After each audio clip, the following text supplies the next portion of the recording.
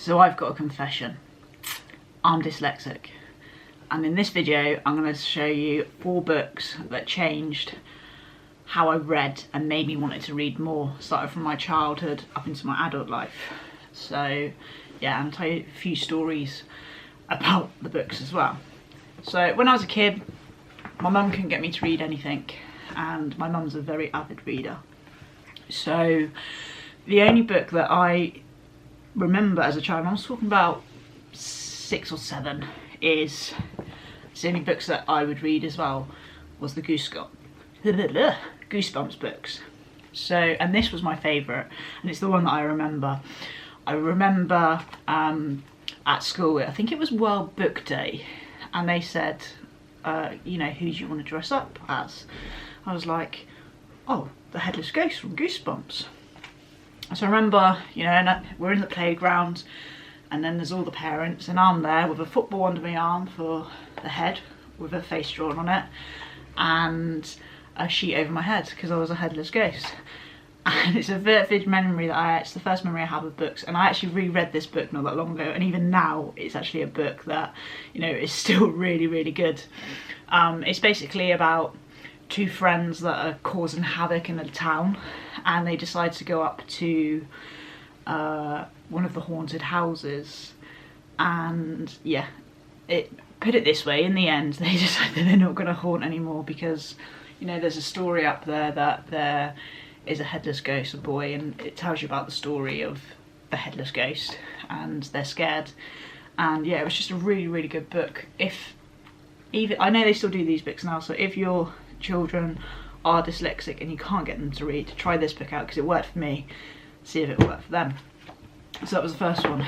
And then going into middle school, so when I was about 11, I had to read extra, and they tested me on a book. So they said to me, Victoria, which book would you like to read? So I thought about it. I thought it was being really clever. Oh, I've seen the movie Oliver Twist. And so I said, oh, I'll read Oliver Twist. And it was over, I think it was the Easter holidays, that I had to read it. And if I didn't read it, I thought, oh, it's okay. I know what happens when they ask me the questions. You know, because I've seen the film. Anyway, so, and this is the exact book as well that I read, was Oliver Twist. And it just captivated me. I don't know if it was because I had seen the film, so I sort of understood what was going on, and that helped in a sense. But obviously it's a classic tale, Oliver Twist. I was a bit disappointed because there was no musical in it, but you know, hey ho. But I think the story is really good, and we all remember that one line, more, you know, when he asked for more gruel.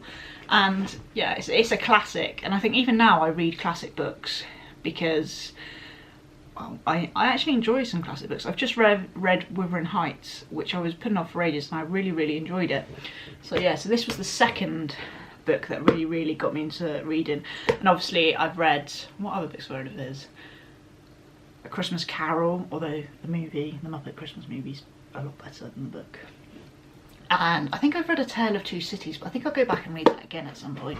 And I'd like to read some more of Charles Dickens, because I think it would be, you know, a really good thing. And I might even read this again. Now, the third book that I say book, it's a series that really got me into reading, and they were books that I can put down. It was obviously the Harry Potter books. Now, the story with this book is, I remember at school we were doing a trip. It was when the movie first came out with the Philosopher's Stone, and the whole of my year was going off to watch this movie. So I thought, okay, well, everyone seems to have read the book, I better read it. My mum had them on the bookshelf, as she does, and so I read it, and I was mesmerised by it. It was such a good read. Then I went to the cinema, and I didn't have a clue who they were talking about, because in my head, Hermione wasn't Hermione, she was something completely different. Same with Dumbledore, I couldn't read these names, but I got the gist of the story.